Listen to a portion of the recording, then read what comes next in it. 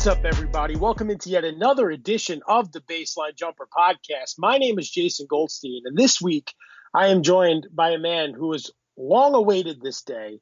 He is finally reinstated 15 years later from his role in the Malice at the Palace. Ben McDonald, ladies and gentlemen. Ben, how does it feel to be back in the good graces of the league? I'm glad to be back. Unbelievable that the Malice in the Palace was 15 years ago. We have an unrecognizable league from the way that it looked back then and the way that the game was played. And it's just incredible to see how much the game has changed. And meanwhile, football players are hitting each other in the heads with helmets. So it's quite an interesting sports landscape we look at. How are you, Jason? I'm doing well. We're getting close to the holiday season, so I hope you buy me something nice and shiny for Christmas after we hang up tonight. I take anything from Reese's to Skittles to a good homemade chicken pot pie. So I'll give you those three things. You give me yours, and we'll put together a real creative gift for each other, okay? Oh man, yeah, it should be fun.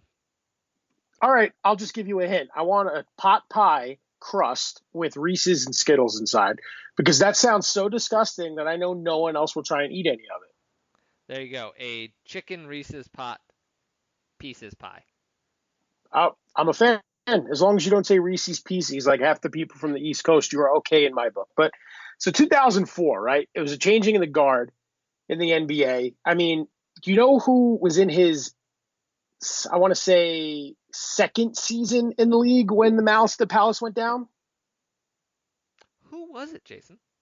Carmelo Anthony. And guess what, Ben? Melo is back in the NBA. All the fans that have called for his return, questioning why he wasn't signed a month into the season, well, that's changed because a few days ago, Carmelo Anthony inked a deal to return to the league with the Portland Trailblazers. So you had said before the show how much they're struggling.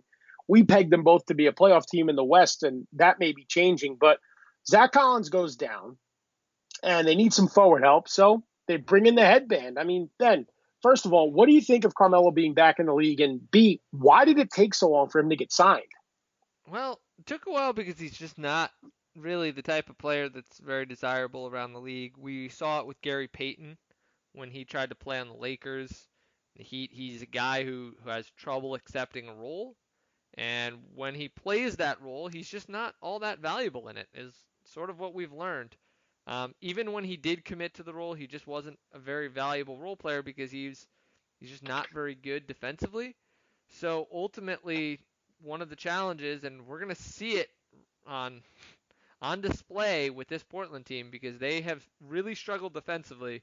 Hassan Whiteside has long been a guy who posts big numbers without the impact behind them, and it's one of the reasons why Eric Spoelstra really hesitated to play him much when he was in Miami for stretches because his effort comes and goes, and his ability to actually affect the game on the defensive end is often not um, quite as powerful as the stats that he puts up. And meanwhile, without Zach Collins, without Nurkic, they've just really struggled. The loss of those wings really hurt them. So I think it's going to be interesting to see what Carmelo can do on this team because he's really going to be asked to shoot open shots when doubles come for Damian Lillard or CJ McCollum. But he's going to have to defend, and you know what, Jason? I think he's going to have a little bit of trouble. So I'm not sure if this really moves the needle. And I like you said, I'm a little worried that Portland might be on the outside looking in for the playoffs when the season comes to an end. Well, I just think it's interesting because it's a future Hall of Famer. The guy's got an NCAA championship, 3 Olympic gold medals, countless All-Star appearances. Granted, he's never made it past the conference finals. He made the West Finals one time with the Nuggets in Kobe's second heyday, so that didn't last very long.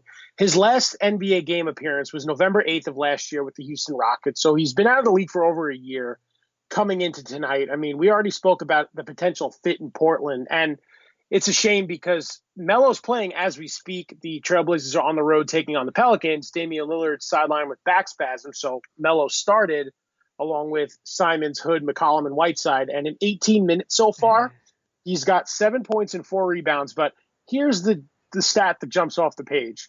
He's a minus 15. Yep. So it's a cool story. He does deserve to go out at least on his own terms. He's earned that based on his Hall of Fame credentials throughout his illustrious career. But I don't think he's going to be too helpful to a team. That's why you didn't really see the Lakers going after him, or a team that is a guaranteed bona fide championship contender. I mean, we'll see if he can get himself into game shape, because after over a year off coming in and starting, you're not expected to do much. He's 3 of 10 from the field, hit his only 3 attempt.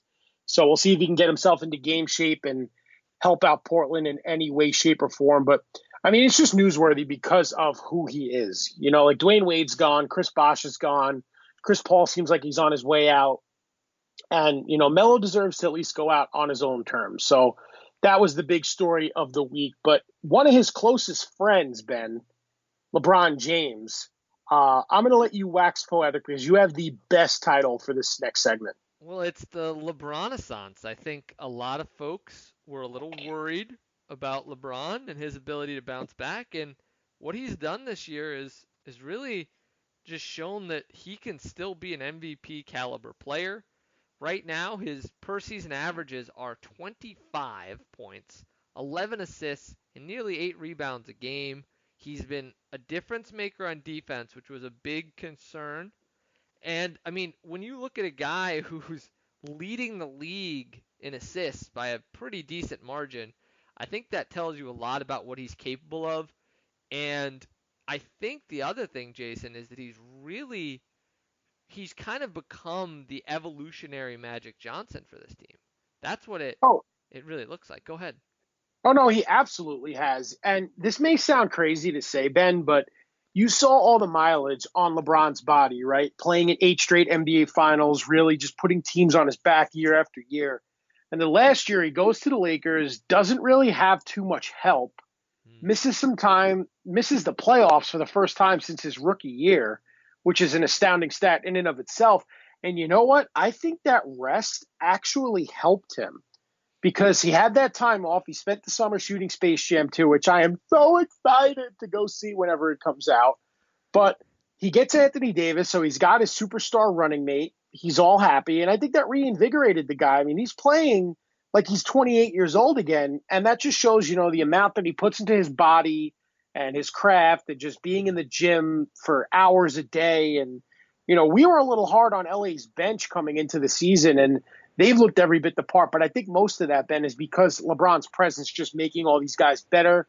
I think Vogel is coaching his tail off. Kyle Kuzma coming off the bench is just a genius move for the balance of this team. And then you have to give kudos to Anthony Davis, who's been notoriously injury prone throughout his career, playing through an injured shoulder. Where you look at the team like the Nets with Kyrie Irving's shoulder impingement, he's about to miss his 3rd straight game. So kudos to Davis for playing hurt. And yeah, the LeBronaissance is in full effect, man. The Lakers are, as we speak, the best team in the league record wise. Yeah, they're right there with the Celtics. Those two lead the league, and LeBron's a big reason for it. Defensively, he's been a difference maker. We'll have to see if teams adjust a little bit to LeBron shifting more and more out to the perimeter. He is taking. I am not a math wizard, but it's got to be very close to, if not the peak of his highest percentage of shots from three in his career. He's taking about 19 shots a game, and over 5.5 of them are from three. His free throws are down. His free throws are, I think, the lowest that they've been since his rookie year. So his game is changing. He's becoming more of a passer, more of a facilitator. He's drifting out to the perimeter a little bit more, but he's still dominant as a player. And we saw this with Michael Jordan and a lot of other guys. I mean, Kobe Bryant did it as well. It's going to be really interesting to see how he shapes his game now as his career kind of takes another turn, because really, at the end of the day, he is going to be turning 35 years old in just about a month, which is incredible when you think about the list of guys who've been able to play in the league that long. And you look at that draft. This is the thing that really gets me. You mentioned Carmelo Anthony. Look at Carmelo Anthony and where he is in his career, and then look at LeBron and think about the fact that those guys are from the same draft class, Jason. I mean, Dwayne Wade, retired. Chris Bosh, retired. Carmelo Anthony trying to be a role player for another team. I mean, you can go down the list. there's just no one really in the league from that draft anymore, Jason. And meanwhile, LeBron is still at the top of the league. I mean, you go through some of the names. The Bulls, for instance, my beloved Bulls, they drafted Kirk Heinrich in that draft, who's been out of the league for 5, 10 years. Meanwhile, guys like David West, they were ring chasing a few years ago and they were in that draft. So it's just incredible to look at some of the names in that draft who you just haven't even thought about in years. And the only guy who's still around, Jason, besides LeBron, do you know who it is? It's not Zarko Kabakapa, is it? It is not. It is Kyle Korver. The 51st pick is really the only guy who's still in the league from that draft. And he's shooting threes still, but it's just incredible when you think of it under that context that LeBron is still going at nearly 35 years old and still might be the best player in the league. It's incredible. He's going to get some much-deserved MVP votes. But, Jason, he does have a little bit of competition for that MVP award this year. One of those guys is down in Dallas. Yeah, I mean, we've been saying dark horse, talking about the Mavericks heading into the season. I think you have to remove that mantle. Luka Doncic is going to the All-Star game this year if he keeps up this pace. And, if the Mavericks are in playoff contention, he definitely deserves some MVP consideration. I mean, he had a 40-plus point triple-double the other night. He has 6 triple-doubles on the year already. I mean, he's putting up stats. He might end up passing Jason Kidd in career triple-doubles by like his 7th season if he keeps this pace up. And we thought Russell Westbrook was on a tear as far as triple-doubles. Ben, this kid is 21 years old and is on an absolute tear. And I've been beating myself up a bit because I've been real low on the Mavericks. They don't have wing help. Porzingis is struggling. Doncic is keeping them alive. The only, I would say, scar on their early season record is that they were swept by the Knicks in the regular season. Other than that, this team looks good. I mean, we're putting them in the marquee matchups almost every week now. I mean, Doncic is a must-see. And I remember going to a Nets-Mavericks game, I think it was 2 years ago in Brooklyn, right before they drafted Doncic, and tickets were pretty cheap. I think now when the Mavericks come to Barclays Center, tickets might be expensive really all over the league. People trying to watch this kid play. I mean, it's so much fun to watch. It absolutely is. I mean, the thing that's going to be really interesting with this team, and it's not exactly Luka's strength either, but they're just not very good defensively still. And it's something that's going to really be interesting to watch because, this team has a lot of holes, Jason, and they're one of those teams that's going to be interesting to watch how teams adjust because I don't really think anyone else on that team has really shown enough for you to be dissuaded from doubling Doncic. I mean, ultimately you look at a guy like Kristaps, yeah, he's going to hit some open shots, but on the year, Jason, Kristaps is shooting under 40%. Ultimately, there's no one on this team who's really been great outside of him, and you start to wonder if teams are going to really start to pay a lot more attention to him and double him more because, I mean, I'm going to be honest with you, Jason, I think other teams are going to start making other guys beat them on this team because there just really isn't anyone else on this team that you're scared of unless Porzingis gets it going. So I think that's going to be really interesting to watch. They're one of those teams that you wonder if between the defense and the fact that their supporting cast is a little weak, if they're the type of team that could take a little bit of a swoon if things start going sideways since they don't really have enough help for Doncic at this point in his career. Well, that's the thing. I think Kristaps needs time. He got that return to Madison Square Garden out of the way where he played fairly well. The crowd was chanting KP sucks pretty much every time he entered the game or touched the ball. So I think now that he's got 10 games or so under his belt and, he got that return out of the way, I think we're going to see him start to play better. But, it's tough. And Doncic has really been the catalyst in keeping this team afloat and relevant. And we did not see this coming. I mean, we'd be lying if we thought the Mavericks would be in the playoff hunt, at all, let alone this early. But they're keeping pace in the juggernaut that is the Western Conference. And, let's see if they keep it going. It's like I'm trying not to get too excited, too